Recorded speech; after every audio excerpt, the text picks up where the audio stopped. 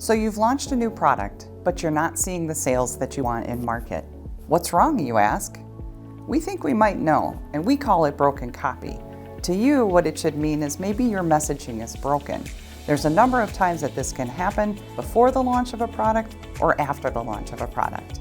So there's actually two reasons your product can fail. The first is the product. The second is the messaging or the story.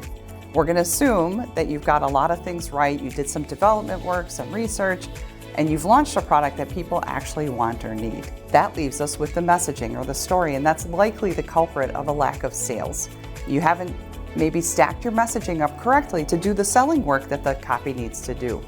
That's where we can help and give you some tips to tell you today how you need to do that and what the hierarchy needs to be so that you can communicate in a way that resonates with your customer and ultimately sells that product.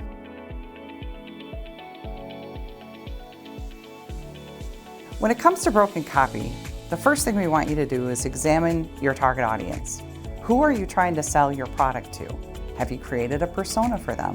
Are there multiple target audiences for this product? Whatever it is, you need to identify that first and ensure that you know who they are, how they think, and what they're going to need to hear in terms of messaging in order to want to buy your product.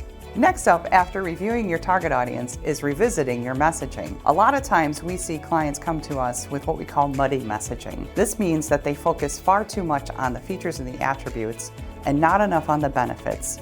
If you think again about your target audience, they want to hear messaging with a "what's in it for me" clause. We need to speak to benefits first and then give them features and attributes second that support the benefit phrase.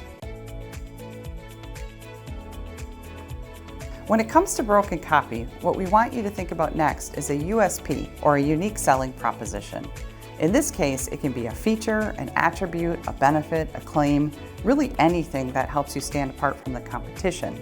Find that one thing and make sure that we can bring it to life with some unique language that really makes it stand out so that your product stands apart from the competition.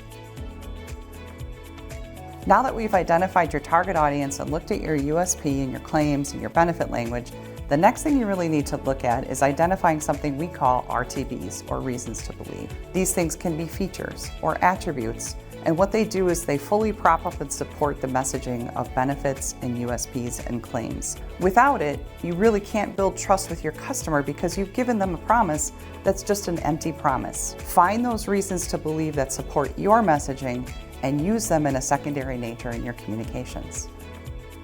So why are we here talking about broken copy today?